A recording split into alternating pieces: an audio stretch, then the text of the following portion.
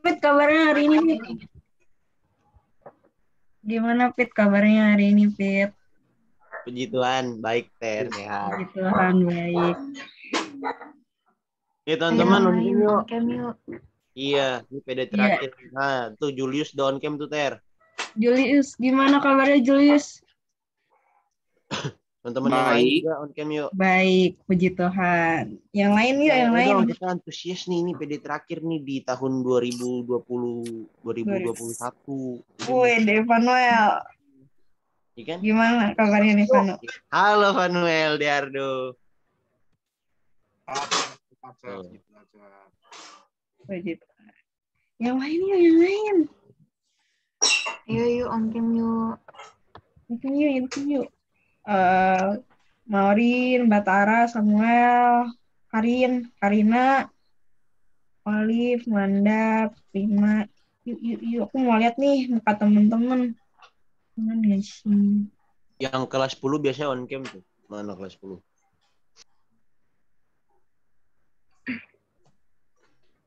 Ayo guys. Hai Sally.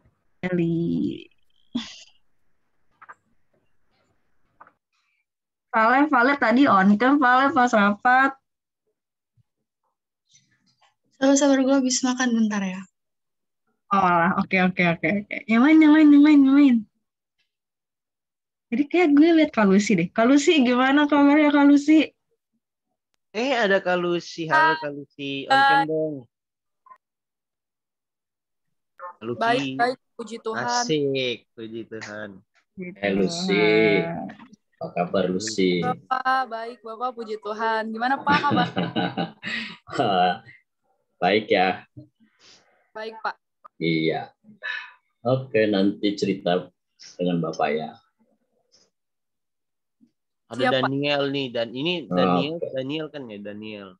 Ada Steven juga tuh, banyak lumayan nih. Gitu. Ada Julius. Tuh disapa-sapa Ter. Di Julius kan udah. Sapa-sapa dulu. Coba Jin, sapa-sapa dulu Jin. Ini tadi si Daniel, halo, coba on cam dong. Halo Valeri. Vale. Yang lain yang belum on cam, ayo. Daniel, Johannes, on cam Daniel. Dea, Samuel, Karina. Kenapa Deo? Oke Deo. Jangan lama ya.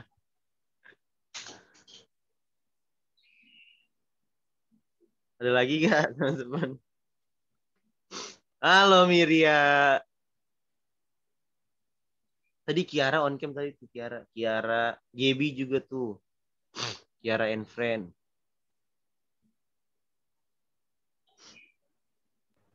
Yo on cam yo. Mau lihat nih semangatnya teman-teman semua.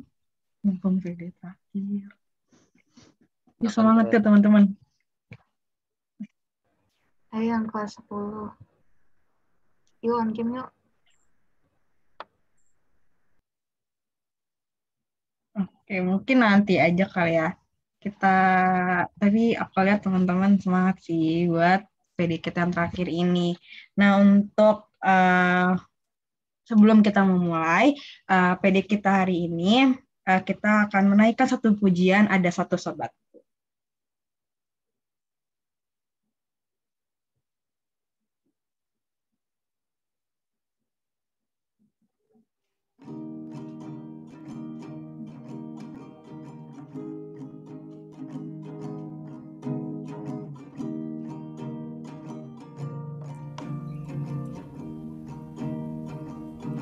Ada satu sobatku yang setia, tak pernah dia tinggalkan diriku. Di waktu aku susah, waktuku sendirian, dia selalu menemani diriku. Namanya Yesus,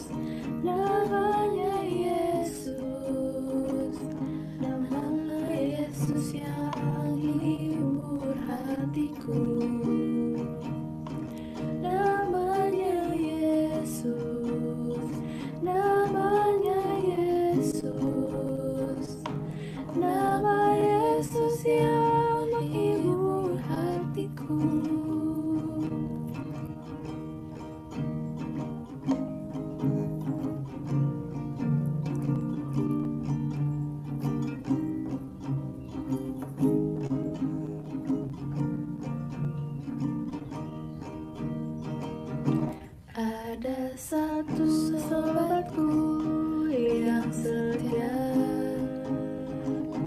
tak pernah dia tinggalkan diriku. Di waktu aku susah, waktuku sendirian, dia selalu menemani diriku. Namanya Yesus, namanya Yesus, nama Yesus yang menghibur hatiku. Namanya Yesus, namanya Yesus, nama Yesus yang menghibur hatiku. Nama Yesus yang menghibur hatiku. Nama Yesus yang menghibur hatiku.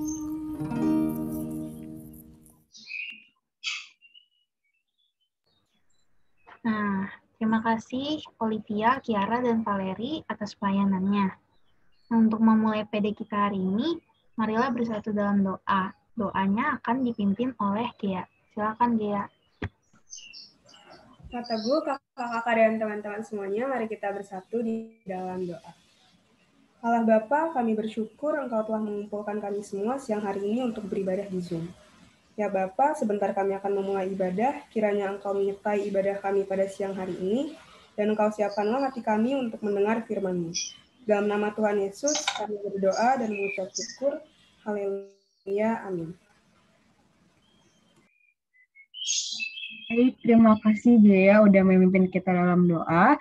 Sebelum kita mendengarkan dan merenungkan firman Tuhan, marilah kita menyiapkan hati dan pikiran kita dengan menyanyikan lagu Walauku Tak Dapat Melihat.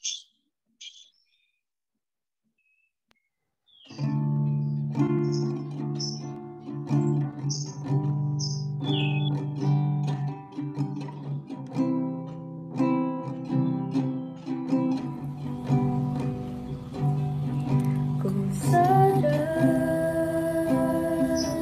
tak semua dapat aku miliki di dalam hidupku, hatiku percaya rancangan-Mu bagiku adalah yang terbaik. Walau ku tak dapat melihat semua rencana-Mu, Tuhan, namun hatiku tetap memandang padamu. Kau tuntun langkahku,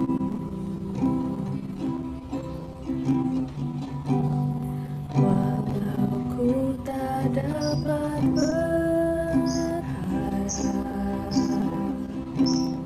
atas kenyataan hidupku,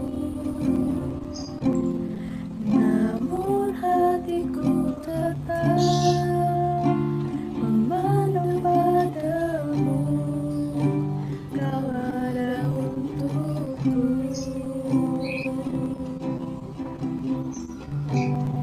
Walau ku tak dapat melihat semua rencana-Mu, Tuhan, namun hatiku tetap memandang padamu. Kau tuntun langkahku,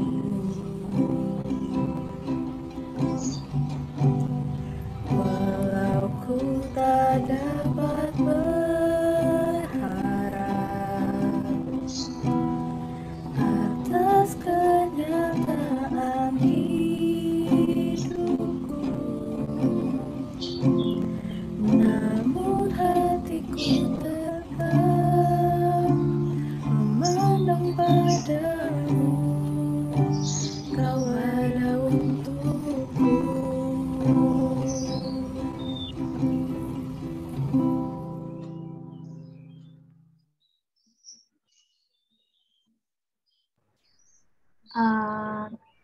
Terima kasih Kiara, Olivia, dan Valeri untuk pelayanannya.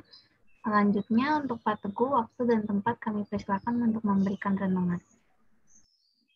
Terima kasih untuk Jennifer dan kawan-kawan semua yang melayani di SRK ini untuk doa persekutuan doa siang hari ini.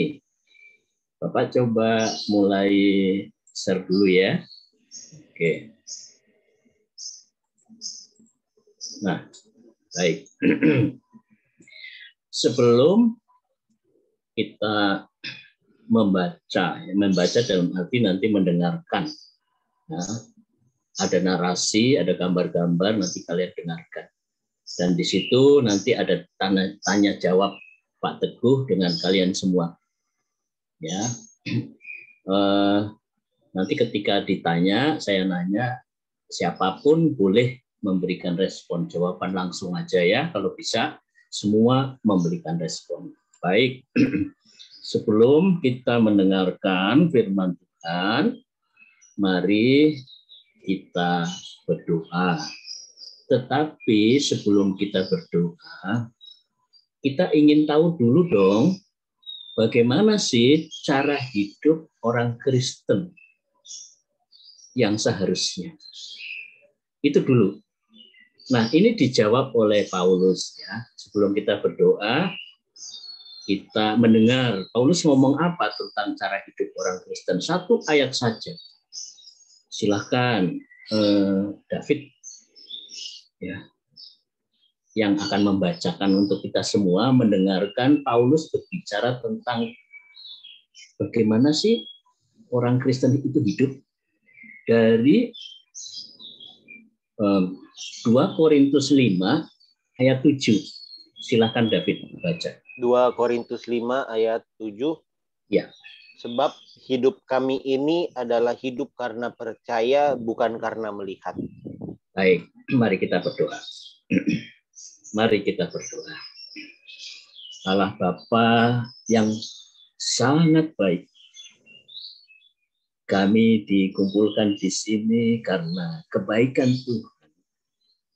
Apabila kami mengingat keadaan kami dan sekitar kami yang tidak menentu, alangkah Tuhan dapat dipercaya karena terbukti kuasanya dalam hidup. Sebentar kami hendak mendengar firman Tuhan dan merenungkannya. Tuhan Yesus, tolonglah kami untuk disertai Roh Kudus agar dapat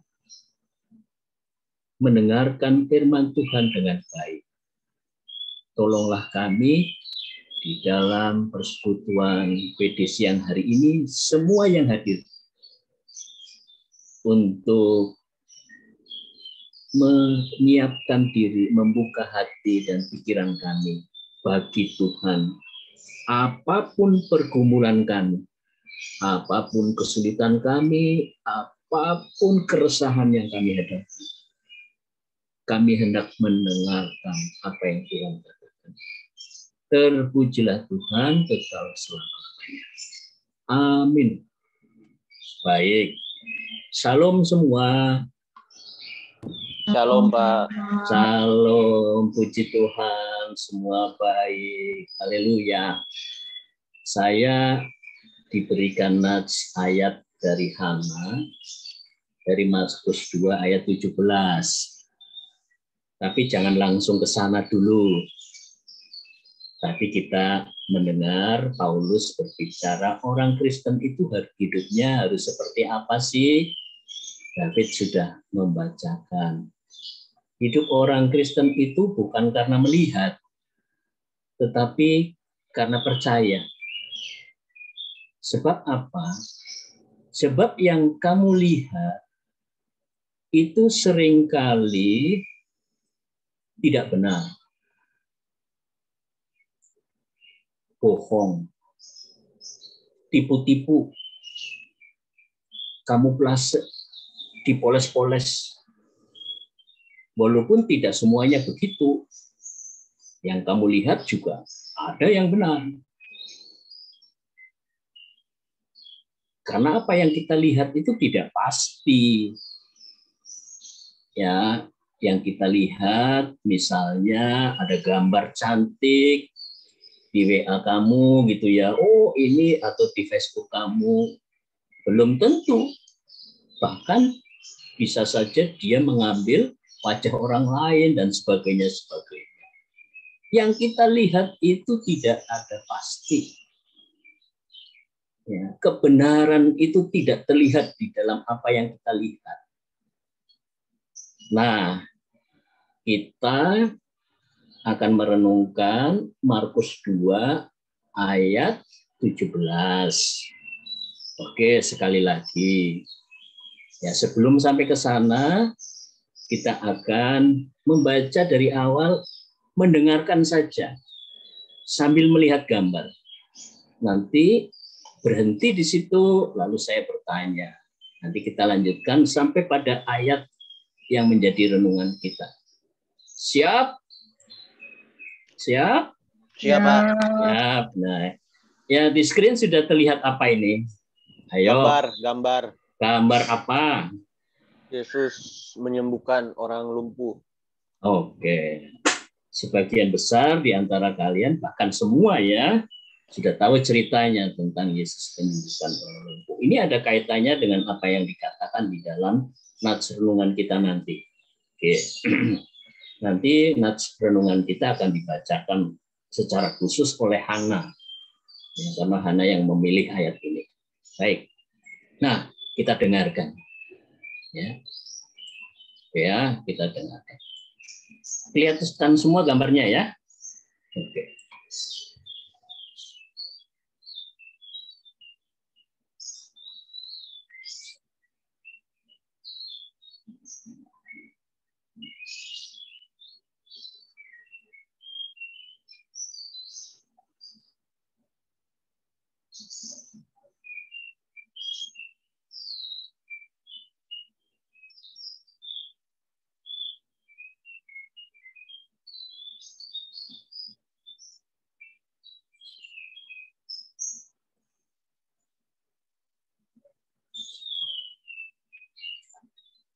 Sampai di sini dulu apa yang sudah kita dengar. Ceritakan ulang. Oke. Belum terdengar, Pak. Belum terdengar, Pak. Belum terdengar? Iya, Pak. Tadi masih di gambar orang lumpuh doang, Pak. Oh, Pak, belum di share screen, share sound kali, Pak. Oh, Ya, share Pak, sound ya. Oke. Ya. Ini penting sekali nih. Titik tiganya tadi, Pak. Iya, sorry ya. Share screen-nya saya akan nyalakan ya.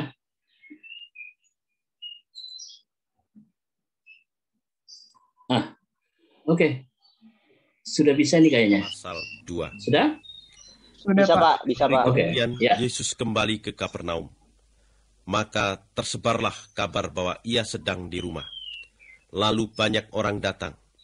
Mereka berkerumun di sana sampai tidak ada lagi tempat.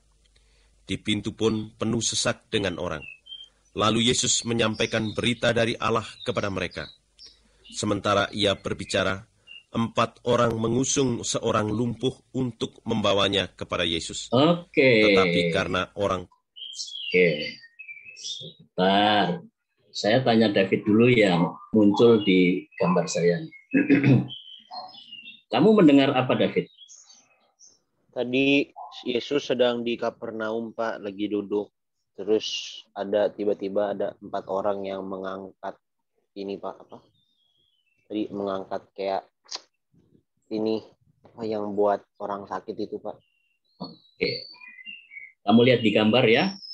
Ya. Sampai dia menjebol. Nah, menjebol ya. Menjebol atap. Coba bayangkan. Kalau kamu sedang berada di rumah, lalu kemudian ada orang yang datang ke kamu lewat atap. Jebol. Itulah peristiwanya.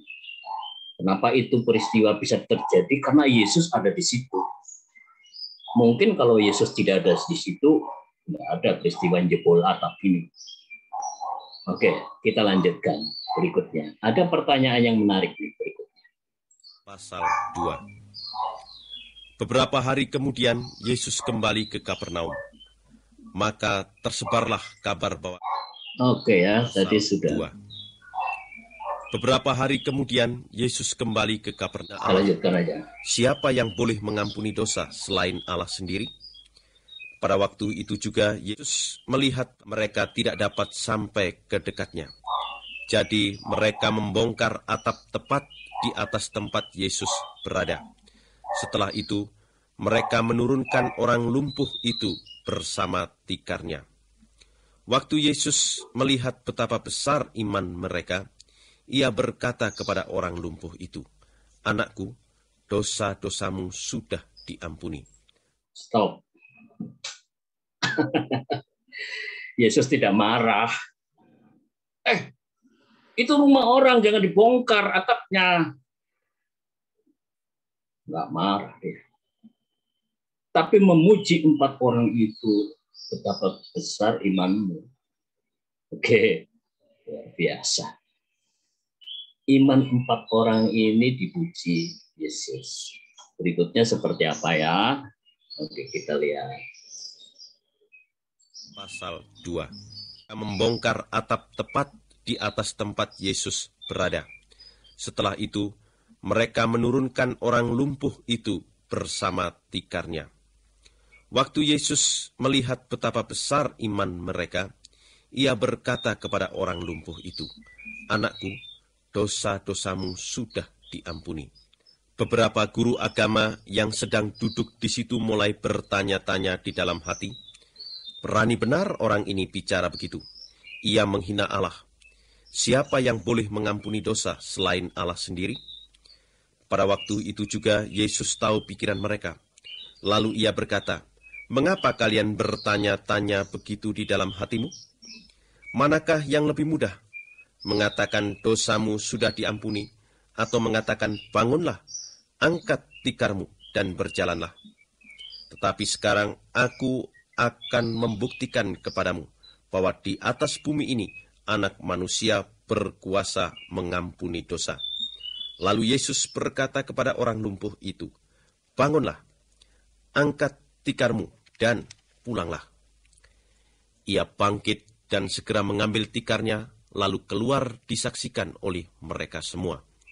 Oke, puji Tuhan, haleluya. Yesus menyembuhkan orang sakit yang lumpuh, ya, itu sudah bertahun-tahun ya menderita. Berkat 4 orang yang percaya diturunkan dari atap, lalu ketemu dengan Yesus. Tetapi pertanyaannya, ada guru-guru tadi, ahli Taurat, imam-imam, ya, komplain itu tahu ya, protes terhadap Yesus. "Oh, kamu itu siapa? Kok bisa mengampuni dosa?" Nah, pertanyaan saya ini, ya, pertanyaan dari Pak Teguh ini ke kalian, menjawab apa, meneruskan apa yang Yesus nyatakan. Lebih mudah mana, ya, menyatakan dosamu diampuni daripada menyembuhkan, kamu sembuh? Siapa yang mau menjawab? Lebih mudah mana? Dosamu diampuni atau sembuhlah kamu? Lebih mudah mana dari dua pernyataan ini? Siapa yang bisa jawab? Siapa? Ayo, Tere, langsungkan option pilihan aja. Lebih gampang yang sembuh, Pak, kalau menurut saya. Ya. Nah, itu yang dilakukan. Kenapa? Yesus dua-duanya bisa. Ya, dua-duanya bisa.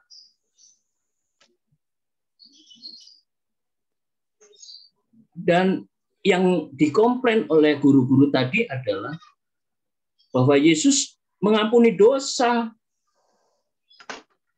Ini yang menurut mereka kalau Yesus menyembuhkan orang sakit, kemungkinan bisa lah. Tetapi kalau Yesus mengampuni dosa, itu ditolak mentah-mentah. Nggak mungkin. Karena menurut guru-guru agama itu Yesus bukan Tuhan. Hanya Tuhanlah yang dapat mengampuni dosa. Nah, di sini guru-guru tadi atau imam ahli Taurat tadi belum menemukan kebenaran. Kebenaran menurut mereka adalah apa yang mereka lihat saja. Bahwa Yesus adalah manusia. Dan dia bukan Tuhan. Karena itu dia protes, kok kamu ngomongnya seperti Tuhan? Bisa mengampuni dosa.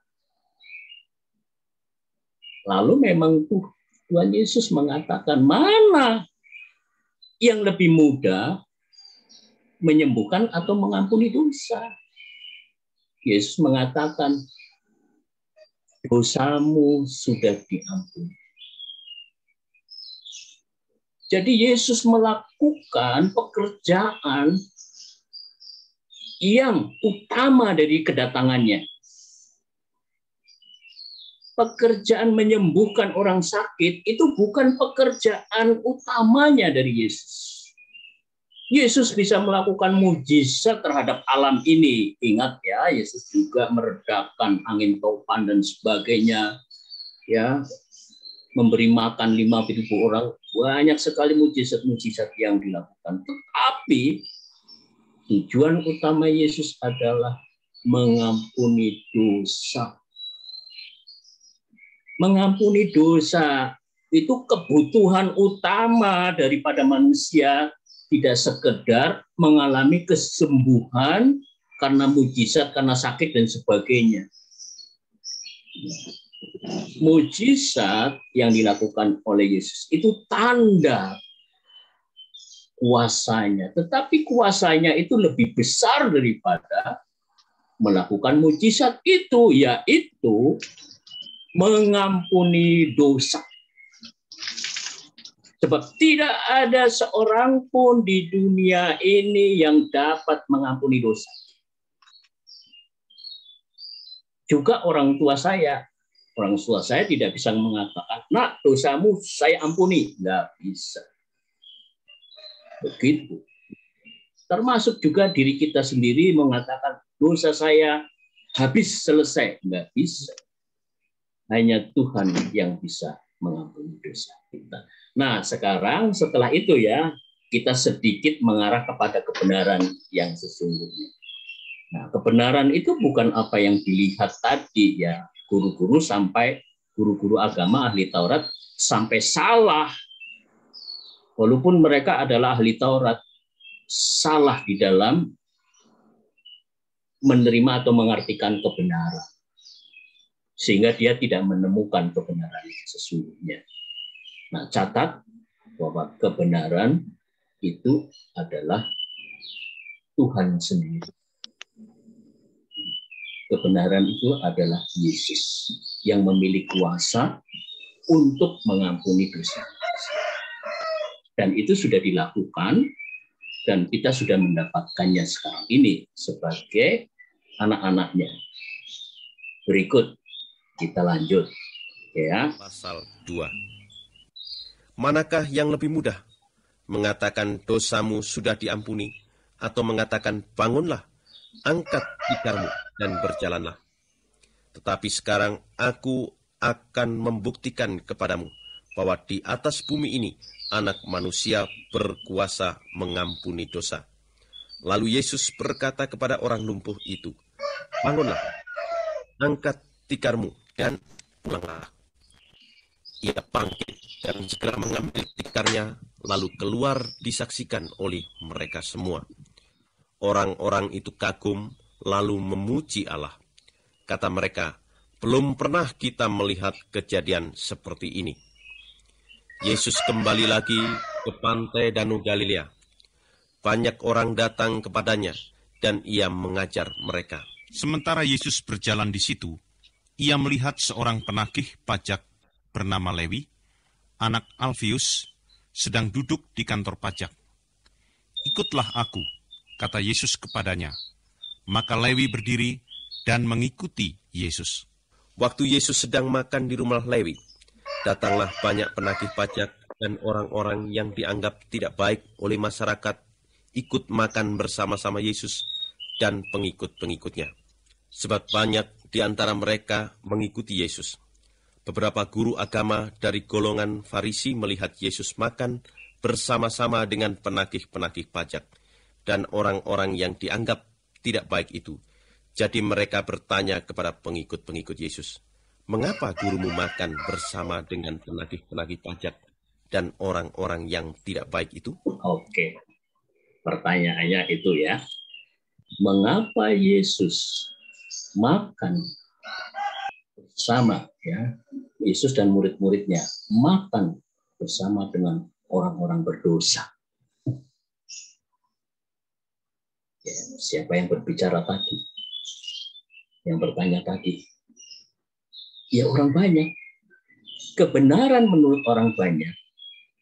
Orang yang benar nggak boleh ketemu dengan orang berdosa. Nggak boleh makan-makan dengan orang berdosa. Orang benar itu harus ya benar. Nggak boleh ngumpul dengan siapa-siapa, yang orang-orang benar aja. Tadi dikatakan kedatangan Yesus utamanya adalah mengampuni dosa. Bagaimana Yesus bisa mengampuni dosa kalau Yesus datangnya kepada orang-orang yang benar, padahal yang memerlukan Yesus adalah orang yang berdosa. Itu. Yesus datang ke saya, Yesus datang ke kamu satu-satu karena kamu dan saya adalah berdosa. Dan Yesus datang kepada Lewi. Siapa Lewi? Halo, siapa yang bisa jawab? Lewi itu siapa? Pemungut cukai itu siapa? Ayo, ada yang tahu ceritanya? Teresa, Jennifer, David, Sally, yang lain, Hana? Matius, Pak. Iya. Yohanes Pak mau jawab. Oh, yang jawab Yohanes ya. Oke, terima kasih Yohanes. Nanti Yohanes bisa cerita lagi tentang Matius ini. Matius ini hebat loh. Dia orang pinter. Nah, saya sedikit menyinggung Matius. Matius ini pinternya luar biasa, pinter hitung-hitungan. Kalau di zaman sekarang itu akuntansinya A. Dia orang akutans, ya, hitung-hitungannya luar biasa, ekonom. Kedua, dia juga ahli bahasa. Karena Matius ini pinter berbagai bahasa. Nggak cuma bahasa Yunani, ya, bahasa Ibrani, bahasa Aram, semua bahasa di situ dia harus kuasai, bahasa Roma. Ya. Karena pekerjaannya itu ketemu dengan banyak orang yang berbeda-beda bahasa, berbeda-beda bangsa untuk ditagih pajaknya. Apa kata orang banyak tentang Lewi ini? Oh, dia orang yang berdosa dan berdosanya itu berat menurut mereka. Berat banget dan luar biasa beratnya karena apa? Dia bersekongkol dengan penjajah yang bikin sengsara orang-orang Israel. Dan memang pekerjanya itu kemudian memeras, ya, untuk supaya membayar pajak. Nggak peduli dia punya miskin atau tidak. Bahkan kalau tidak punya, dia bisa memerintahkan prajurit Roma untuk menangkap anak dari keluarga yang tidak bisa membayar pajak ini untuk dijual, dijadikan budak. Udah, bayar pakai anak kamu. Begitu, maka Lewi ini dicap orang yang berdosa. Pemungut cukai orang berdosa. Sama halnya orang yang berzina. Dosanya luar biasa gede berat. Nah, Itulah ya. Kemudian muncul tadi ya, kenapa Yesus makan dengan Lewi, Matius, dan murid-muridnya datang ke rumahnya. Bahkan sepertinya disambut gembira dan senang-senang. Lebih jauh lagi, meminta Lewi untuk jadi muridnya. Ayo gabung ke sini. Ini Yesus apa-apaan sesuai dengan norma dari dunia ini. Ya, kenapa dia makan bersama dengan orang berdosa? Kenapa dia menerima Lewi? Nah, kita lanjutkan ya, sampai pada nanti Hana akan membaca ayat renungan kita dari ayat 17. Kita nanti ketemu ke sana. Pasal 2. Tikarmu dan berjalanlah. Mengambil tikarnya, lalu keluar disaksikan oleh mereka. Ia melihat seorang penagih pajak bernama Lewi, anak Alfius, sedang duduk di kantor pajak. Ikutlah aku, kata Yesus kepadanya. Maka Lewi berdiri dan mengikuti Yesus. Waktu Yesus sedang makan di rumah Lewi, datanglah banyak penagih pajak dan orang-orang yang dianggap tidak baik oleh masyarakat ikut makan bersama-sama Yesus dan pengikut-pengikutnya. Sebab banyak di antara mereka mengikuti Yesus. Beberapa guru agama dari golongan Farisi melihat Yesus makan bersama-sama dengan penagih-penagih pajak dan orang-orang yang dianggap tidak baik itu. Jadi mereka bertanya kepada pengikut-pengikut Yesus, "Mengapa gurumu makan bersama dengan penagih-penagih pajak dan orang-orang yang tidak baik itu?" Yesus mendengar pertanyaan mereka itu, lalu menjawab, "Orang yang sehat tidak memerlukan dokter, hanya orang yang sakit saja. Aku datang bukannya untuk memanggil orang yang menganggap dirinya sudah baik, melainkan orang yang dianggap hina." Tadi itu narasi dari Alkitab Bahasa Indonesia sehari-hari. Sekarang saya minta Hana membaca dari Alkitab ya, yang kamu punya. Silakan Hana dibaca yang ayat 17. Markus 2 ayat 17. Yesus mendengarnya dan berkata kepada mereka, "Bukan orang sehat yang memerlukan tabib, tetapi orang sakit. Aku datang bukan untuk memanggil orang benar, melainkan orang berdosa." Oke, jadi terjawab ya. Kenapa Yesus memanggil Matius? Lalu kenapa lebih mudah menyembuhkan orang sakit daripada mengampuni dosa? Karena misi utama Yesus adalah mengampuni dosa. Dan kita diminta oleh Paulus supaya hidup itu jangan karena melihat, tetapi karena percaya. Kita bukan percaya kepada apa yang dilihat, tetapi apa yang dilakukan oleh Allah. Apa yang dilakukan oleh Allah? Yaitu mengampuni dosa. Karena apa yang kita lihat itu banyak bohongnya. Walaupun di situ ada kebenaran. Oke ya. Kebenaran itu ada terselubung dari dalam apa yang kita lihat. Artinya apa? Begitu kamu melihat, yang kamu lihat itu, kamu harus dicermati. Harus mencermati. Mana sesungguhnya dari fakta, dari pengalaman, dari hidup yang kita alami ini, kebenarannya yang mana? Karena dunia ini banyak kebohongannya daripada kebenaran. Dan itulah sejak dunia ini jatuh ke dalam dosa, sejak manusia ini jatuh ke dalam dosa, maka diselimuti dengan ketidakbenaran. Salah satunya adalah kebohongan dan seterusnya. Nah, tadi dikatakan bukan orang sehat yang memerlukan tabib, tetapi orang sakit. Guru-guru agama, ahli-ahli Taurat tadi menganggap sebagai orang sehat. Yesus juga datang kepada mereka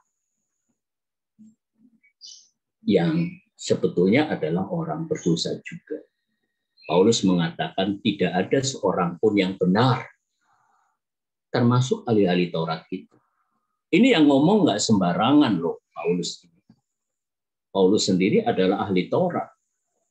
Tahu Taurat itu apa, dia ngomong bahwa tidak ada seorang yang benar. Tapi ahli Taurat, guru-guru agama yang ketemu dengan Yesus ini belum tahu dia. Dia menganggap dirinya benar, orang lain salah. Nah, jika kamu menganggap diri kamu benar dan orang lain salah, hati-hati. Apalagi kamu mengatakan saya yang salah, saya yang paling benar, terbenar. Orang lain pasti salah. Itu sudah kemudian ya, dosa begitu besar dalam diri kita. Nah, justru orang-orang yang merasa dirinya sakit, ya, sakit itu dalam kata berdosa. Itulah tujuan dari Yesus datang kepada orang-orang yang seperti ini. Ya, tidak hanya sakit fisik yang bisa disembuhkan. Ya, sekarang kedokteran sudah berkembang dengan baik, obat-obatan dengan baik. Dan itu sebetulnya adalah mujizat. Manusia bisa mengembangkan ya ilmu pengetahuan, kedokteran dan sebagainya, obat-obatan. Itu sebetulnya adalah mujizat juga dari Tuhan.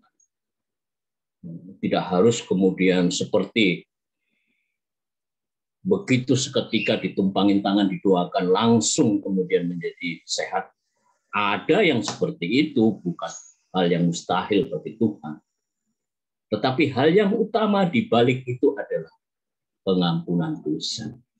Orang yang sakit ini adalah orang yang merasa dirinya berdosa. Nah, kamu berdosa tidak, ini penting merendahkan diri di hadapan Tuhan. Ya. Ini yang paling utama, bahwa kita adalah orang sakit. Ya, mungkin sakit fisik, penyakit itu bisa kelihatan, tetapi kalau sakit menyangkut dosa itu nggak kelihatan. Lalu merasa dirinya saya sehat-sehat aja, fine-fine saja, saya masih muda, ya saya masih kuat, lalu saya masih bisa melakukan ini dan itu, saya mau apa saja bisa. Nah, itulah bagian dari mengatakan kebenaran dalam dirinya. Ya, dia ngomong kepada dirinya sendiri bahwa dirinya benar. Dia tidak merasakan bahwa dirinya itu sedang sakit sebetulnya. Aslinya manusia itu sakit. Ya, sakit rohani dan sakit jasmani. Ya, belum tentu juga kalian yang muda-muda ini, kalau diteliti bagian tubuh kamu, itu betul-betul semua baik gitu ya.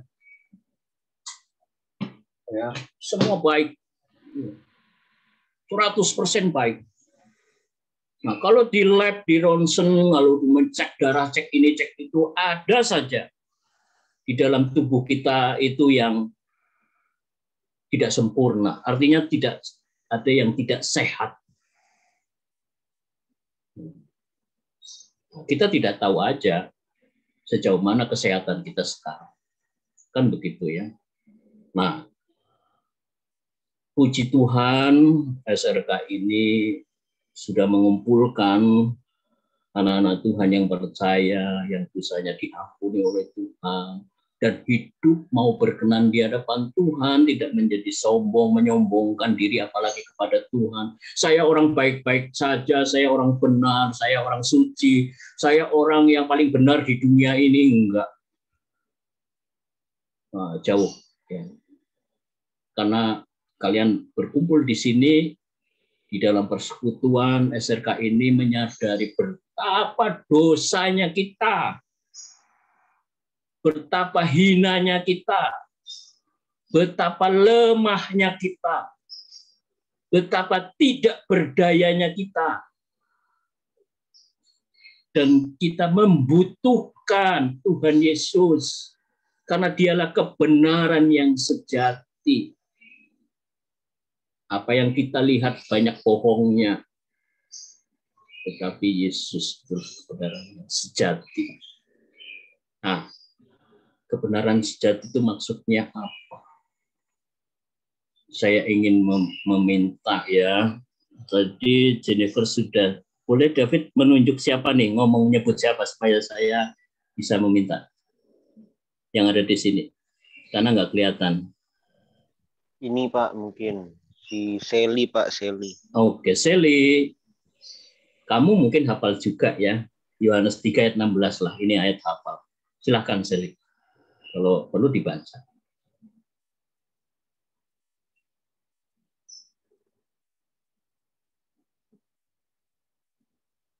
Baca Yohanes 3 ayat 16 ya Pak? Iya.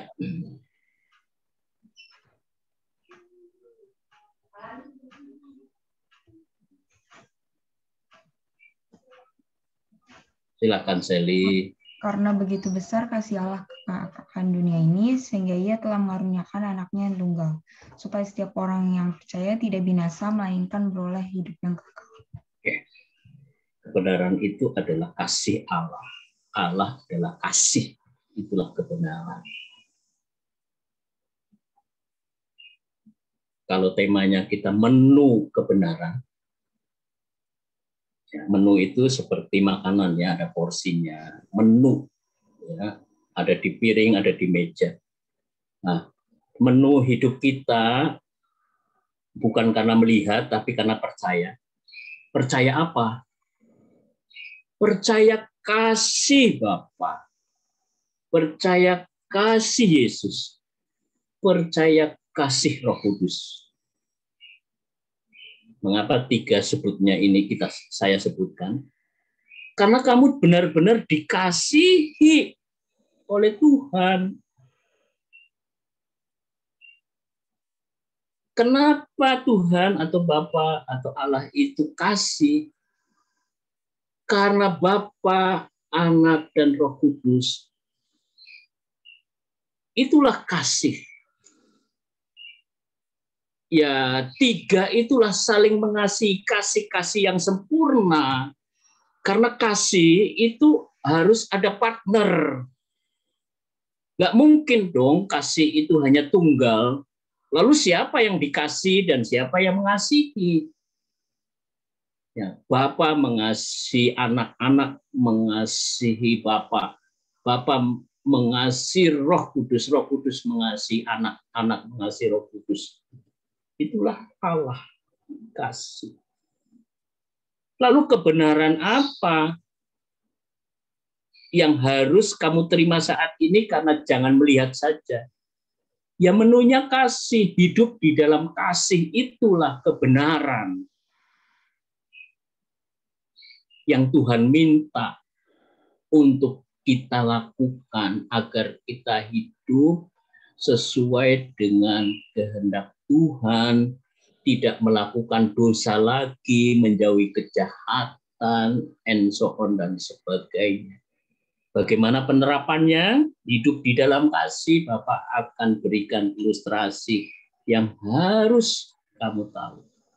Nah, masih ada di gambar ini, David? Masih? Ada, Sally? Ada ya? Nah, Bapak rubah ya. Inilah kasih itu. Bapak hanya ketik 3 dan M.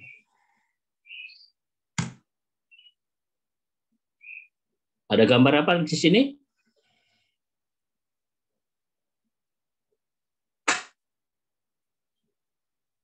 Siapa yang mau jawab? Kesehatan, Pak. Foto-foto apa? Ada pakai apa? Kesehatan, Pak.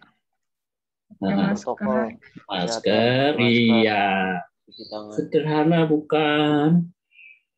Hidup di dalam kebenaran, hidup di dalam kasih. Sederhana bukan? Kenapa? Bapak tampilkan ini langsung dipraktekkan. Hidup di dalam kebenaran langsung dipraktekkan. Mengapa ini hidup di dalam kebenaran? Ya, ada firman Tuhan begini ya. Siapa yang mengaku mengasihi Allah, ya, mengaku mengasihi Allah, tetapi tidak mengasihi saudaranya, itu bohong. Sekali lagi ya, kamu cari nanti ada ya, yang mengatakan dirinya saya mengasihi Tuhan nih, saya bertuhan nih, ya, saya betul-betul percaya kepada Tuhan. Tapi kemudian dia tidak mengasihi saudaranya, itu bohong. Itu bukan kebenaran. Kebenaran itu adalah mengasihi Tuhan dan mengasihi saudaranya. Nah, sekarang bagaimana menerapkan mengasihi itu? Karena kita mengasihi Tuhan, saat ini protokol kesehatan itulah hidup di dalam kebenaran. Kenapa pemerintah sampai berkesimpulan? Ini bukan hanya pemerintah Indonesia, tetapi WHO seluruh dunia sadar, disadarkan dengan kondisi ini. Jawabannya ada di 3M ini. Dan itu jelas kelihatan di faktanya. Misalnya di India, kamu kan tahu ceritanya. Itu merajalela, korbannya banyak luar biasa, dan sekarang sedang direm di Indonesia karena akibat banyak orang yang mudik, artinya membaur ke sana kemari, ini menyebar. Ya. Saya aja tadi di WA sama kakak saya yang ada di Solo, kamu jangan ke sini ya, dilarang. Padahal saya kepingin sekali ketemu dengan ibu saya. Saya sudah janji nanti Agustus datang. Tapi dia bilang, jangan ke sini. Kalau ke sini, saya pergi. Nah, begitu. Sampai begitunya. Ya. Ini bukan karena mengada-ada pemerintah harus begini-begini. Enggak. Ini satu hikmah yang didengarkan dari suara Tuhan, dari kasih Allah kepada manusia. Karena dia harus mengasihi orang-orang yang ada di sekitarnya. Dengan cara inilah kita mengasihi mama kamu, mengasihi kakak kamu, adik kamu, karena kamu tinggal di sana. Nah, kalau kamu pergi keluyuran kemana-mana, pulangnya membawa dan sebagainya, atau yang lain dan sebagainya, itu artinya kan tidak ada kasih dan tidak ada kebenaran di sana. Oke. Menu kebenaran itu sudah saya tunjukkan. Ini loh. Dan kamu bisa kembangkan menu kebenaran yang lain. Ya. Nanti kamu lulus naik kelas 12, menu kebenarannya itu yang kamu hadapi adalah kamu harus menyelesaikan sebaik-baiknya, menuntaskan kelas 12 nanti sampai selesai dengan hasil yang terbaik-baiknya untuk nantinya memuliakan Tuhan, untuk nantinya mengasihi orang lain dan mengasihi Tuhan. Itu menu kebenaran. Dan kamu bisa kembangkan, bisa share satu dengan yang lain. Oke, Bapak cukupkan, mungkin waktunya harus dibatasi.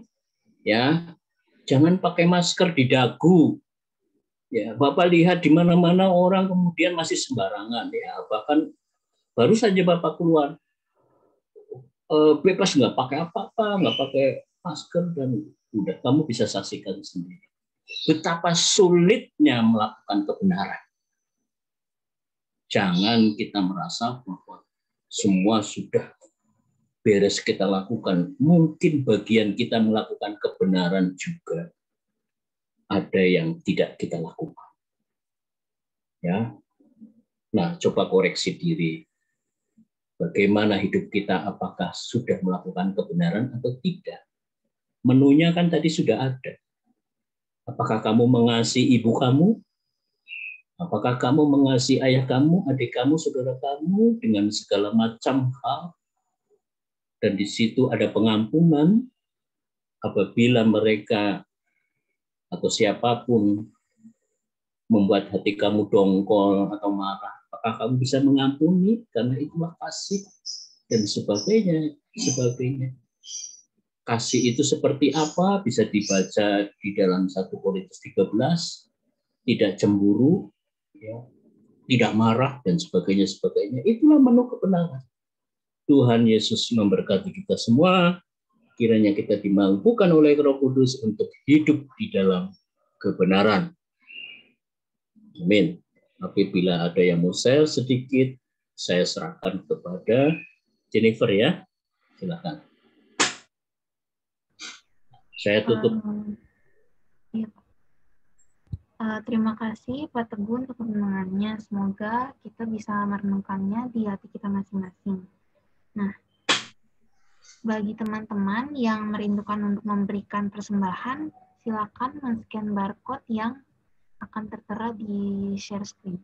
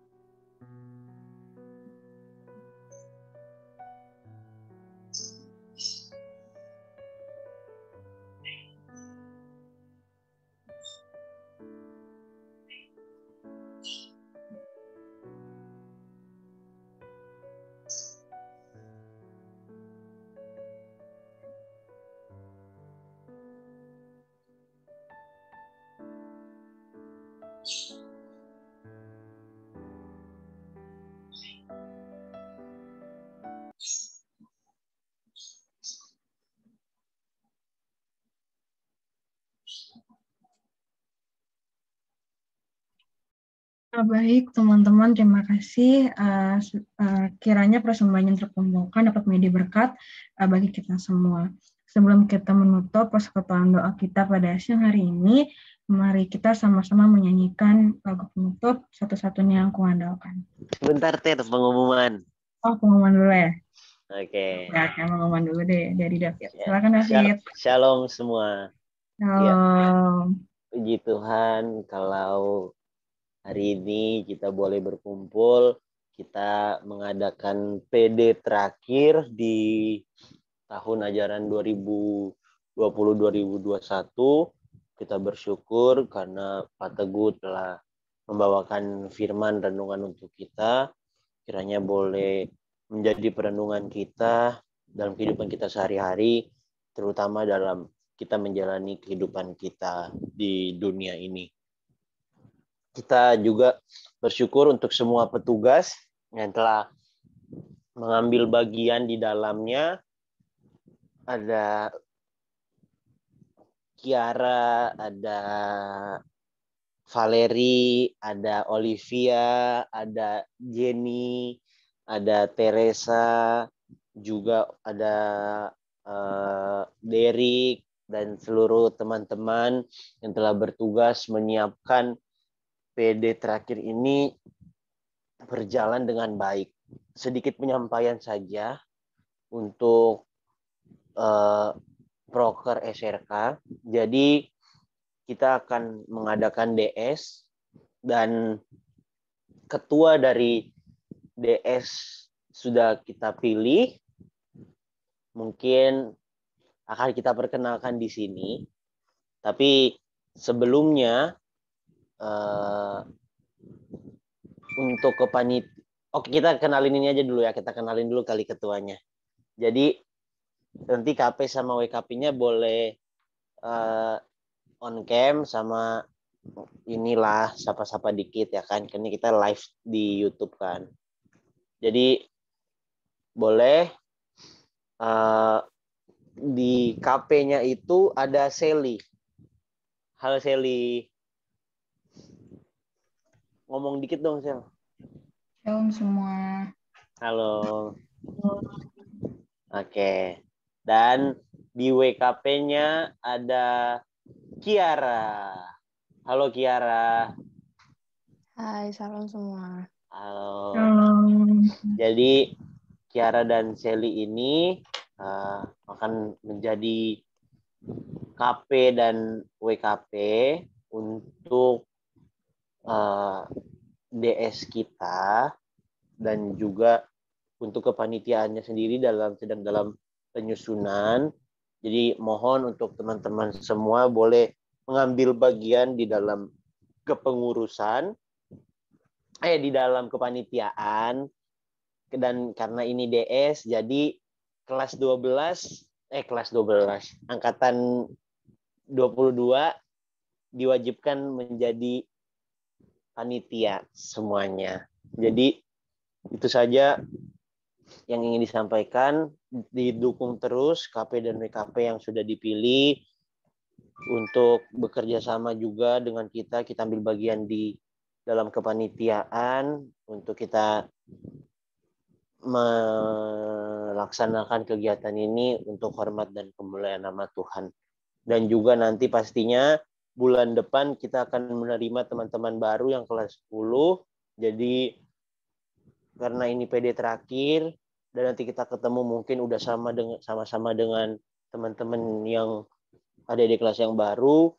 Jadi tolong untuk kita semua bisa menyambut adik-adik kita nanti dengan bahagia, dengan sukacita. Aktifkan mereka untuk melayani di SRK untuk memuji dan memuliakan nama Tuhan. Mungkin itu aja pengumuman yang bisa disampaikan. Terima kasih, kita ketemu lagi nanti di tahun ajaran yang baru. Tapi sebelumnya mungkin karena tadi kita udah beri persembahan, kita berdoa dulu kalian. Mari kita bersatu dalam doa, kita berdoa. Terima kasih Tuhan Yesus atas kesempatan yang Kau berikan bagi kami Tuhan di PD terakhir kali ini. Tuhan, kalau kami sudah baca firman-Mu dan kami sudah renungkan lewat Pak Teguh tadi, Tuhan, kiranya firman tadi boleh menjadi pedoman kami bagaimana kami melakukan kehidupan kami di tengah-tengah dunia ini, khususnya di masa-masa seperti ini. Tolong kami terus, Tuhan, dalam kami menjalani kehidupan kami. Tuhan berkati persembahan yang sudah diberikan, Tuhan. Kiranya persembahan yang diberikan boleh berguna untuk menunjang pelayanan yang SRK lakukan untuk kemuliaan nama Tuhan. Terima kasih, Tuhan. Kami akan mengakhiri persekutuan doa kami pada hari ini. Tuhan berkati persekutuan doa ini untuk menjadi wadah yang lebih indah lagi untuk kami bersekutu melayani dan memuji nama Tuhan. Inilah doa kami, Tuhan. Dalam nama Tuhan Yesus kami berdoa. Amin. Silakan dilanjut, Teresa. Oke, baik. Terima kasih, David, atas pengumuman tadi. Dan kita juga udah tahu KP dan WKP untuk KP dan WKP untuk DS kita tahun ajaran besok. Nah, teman-teman, dengan demikian juga mengakhiri PD kita hari ini. Tapi sebelum itu kita ada doa syafaat terlebih dahulu.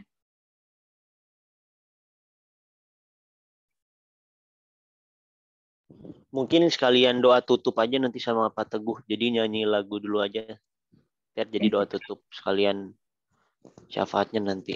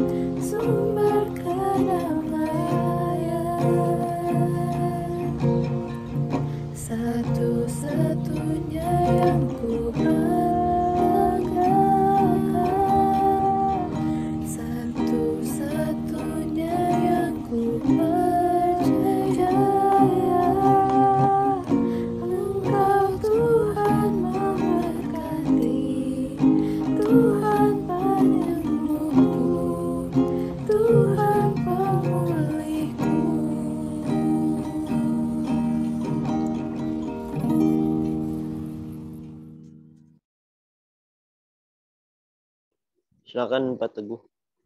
Doa syafaat sekalian ditutup, Pak. Belum di-unmute, Pak.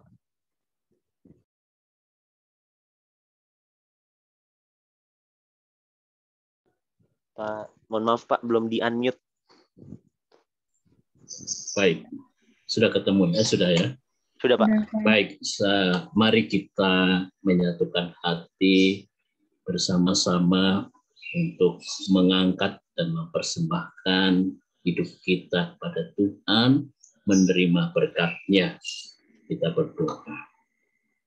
Terpujilah Tuhan karena telah memelihara kehidupan kami semua, baik yang hadir di Zoom ini ataupun yang belum sempat bergabung bersama dengan kami. Sebagai guru dan siswa SMA Negeri 77 telah menyelesaikan semester pertama dan semester kedua diakhiri dengan penilaian akhir tahun. Guru sudah bekerja keras untuk memberikan yang terbaik, demikian juga murid-murid telah melakukan hal yang terbaik yang bisa kami semua lakukan di sekolah kami di dalam pendidikan. Oleh karena berkat dan penyertaan-Mu sajalah kami semua SMA 77 dapat melalui masa-masa yang tidak mudah sampai pada hari ini. Bahkan sekolah dapat berjalan walaupun tidak sempurna. Tetapi kami percaya bahwa apa yang sudah kami lakukan bersama-sama, baik sebagai guru ataupun murid, tidaklah sia-sia. Sebab bukan hanya di dalam pembelajaran, tapi kami juga menyaksikan pekerjaan Tuhan di tengah-tengah kesulitan, tantangan, keputusasaan, kebosanan. Tetap Engkau bekerja di dalam diri kami, anak-anak-Mu. Terpujilah Tuhan karena sudah selesai masa KBM pembelajaran sampai pada hari ini dalam mengisi nilai raport yang pada waktunya nanti akan mendapatkan nilai masing-masing. Apapun yang sudah kami dapat lakukan dan penilaian itu boleh menggambarkan bagaimana perjuangan kami sebagai murid untuk mengikuti pembelajaran pada semester pertama dan kedua, kelas 10 dan kelas 11 ini. Kami mohon pengampunan daripada Tuhan untuk apa yang tidak berkenan kami lakukan pada saat kami belajar.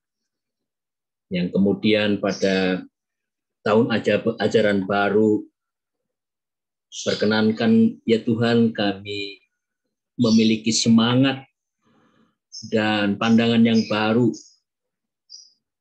melalui kacamata kebaikan-kebaikan Tuhan untuk mengisi waktu kami pada saat belajar kelas 11 dan kelas 12.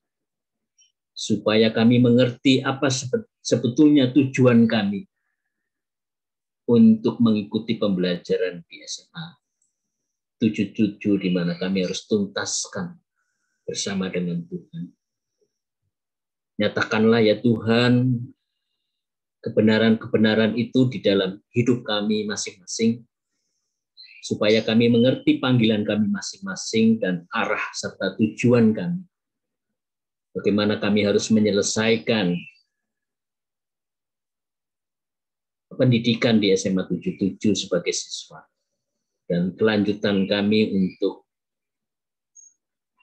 meneruskan di perguruan tinggi, bahkan lebih jauh lagi tentang panggilan pekerjaan pada diri kami masing-masing yang sesuai dengan kehendak Tuhan.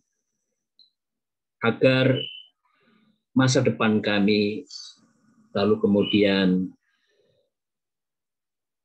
pendidikan tinggi yang hendak kami raih dan cita-citakan. Lalu saat ini kami masih berjuang di SMA. Itu nyambung. Karena diperkenankan oleh Tuhan. Sehingga hati kami menjadi hati yang memiliki kerendahan diri di hadapan Tuhan. Bahwa kami membutuhkan pertolongan Tuhan dalam setiap keadaan. Kami bersyukur karena kelas 12 sudah lulus dan mereka sedang berjuang. Sebagian di antara mereka sudah mendapatkan tempat sesuai dengan yang diinginkan. Tapi pada bagian yang lain masih harus memperjuangkan untuk mendapatkan perguruan tinggi yang mereka inginkan. Semua proses itu tentunya harus dijalani dengan baik. Berilah semangat, dorongan, juga kemampuan untuk dapat meraih apa yang mereka cita-citakan.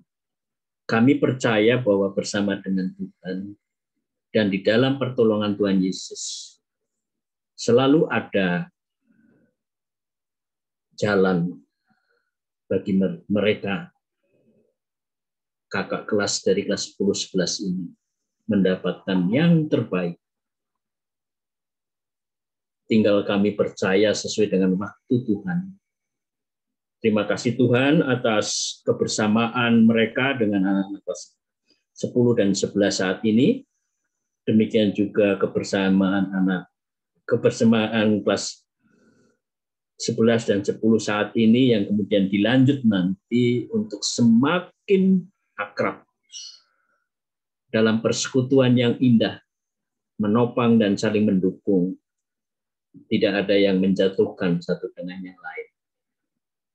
Biarlah kami mempraktekkan hidup di dalam kebenaran bersama-sama di SRK ini.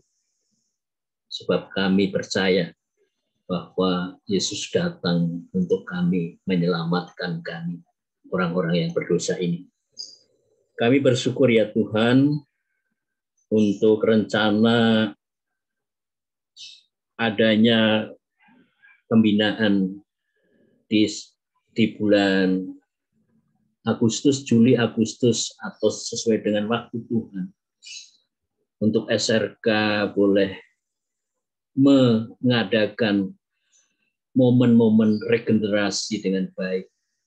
Termasuk di sana pembinaan iman yang lebih baik lagi dari kelas 12. Dalam komitmen mereka yang bersatu padu untuk bisa menularkannya kepada kelas 10 sekarang, ya, nanti kelas 11. Karena merekalah yang akan membawa nama Tuhan di SMA 77. Terima kasih Tuhan Yesus, dan kami boleh menyatakan syukur kami di dalam pujian hidup kami sehari-hari, dan jagai perkataan tingkah laku kami agar berkenan sesuai dengan kehendak Tuhan, hidup di dalam kebenaran untuk saling mengasihi satu dengan yang lain, apapun yang terjadi. Kami masih dalam persekutuan ini untuk saling mengenal. Kelas 10 dan kelas 11, kami juga saling memperdulikan satu dengan yang lain, terus bergandengan tangan sampai kami semua lulus dari SMA 77. Bahkan setelah kami lulus, persekutuan ini boleh terus terjalin dengan baik bersama dengan Tuhan Yesus. Terpujilah namamu kekal selama-lamanya. Kami menerima berkat Tuhan. Tuhan memberkati engkau dan melindungi engkau. Tuhan menyinari engkau dengan wajah-Nya dan memberi engkau kasih karunia. Tuhan menghadapkan wajah-Nya kepadamu dan memberi engkau damai sejahtera. Amin.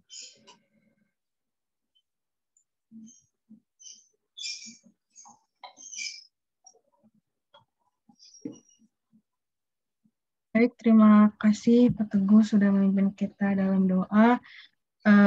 Dengan demikian pula persekutuan doa kita pada siang hari ini telah selesai. Namun sebelum kita keluar dari Zoom, aku mengajak teman-teman semua buat on cam, buat dokumentasi.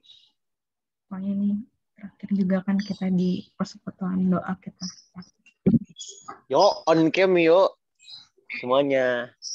Iya, mari sebentar 30 saja. orang, iya 30 orang. Iya, luar biasa, puji Hana, Tuhan. Kiara belum. Iya. Iya, ada Bang Anggi juga. Halo Bang Anggi. Oke, Anggi hadir. Bagaimana Anggi? Pak. Ada Pak. Ya baik, puji Tuhan. Maurin. Oke. Mungkin Amanda dikasih juga. Kesempatan sedikit sambil kita boleh Pak. Kelas Ya. Anggi dan kawan-kawan siapa aja yang boleh mau menyampaikan sesuatu? Tadi Kak Lucy keluar tapi Pak. Ya, nanti Bapak salam sendirilah ke WA. Biasa saya WA dengan Lucy. Mungkin Anggi atau yang lain yang ada di sini. Boleh Anggi, silakan. Rasanya bagaimana? Sedikit aja kesaksian. Rasa tentang apa nih Pak? Apapun boleh. Mau cerita apa? Enggak sih, mungkin kalau dari aku sendiri buat SRK, manfaatin sisa waktu yang kalian punya sebaik-baiknya, jalin hubungan yang kuat sebaik-baiknya, karena sampai saat ini lulus pun mungkin komunikasi terdekat aku juga masih sama anak-anak SRK, nggak jauh-jauh. Dan nanti ke depan pun kalau kalian ada masalah atau ada apa-apa pun, ya kalian ceritanya balik lagi di lingkungan sini-sini juga sih. Apalagi kalau udah mau masuk kuliah, ntar udah mulai pada misah-misah kan jauh-jauh. Pasti ujung-ujungnya tetap bakal balik ke sini juga. Udah situ aja. Baik, Anggi, salam buat teman-teman yang lain ya, Anggi.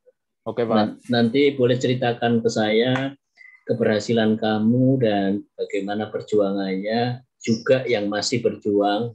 Ya, silakan, saya terbuka mungkin menceritakan tentang siapapun. Ya, supaya kami juga bisa menyemangati, saya sebagai guru bisa menyemangati adik-adik kamu. Terima kasih Anggi sudah kasih semangat buat teman-teman kamu, adik kamu. Oke, terima kasih Pak. Thank you Anggi. Ya, boleh difoto Ter. Silakan. Oke, difoto ya. 1, 2, 3. Oke, bentar, ini masih slide pertama, kita ke slide yang kedua. Bentar ya. Oke. 1, 2, 3.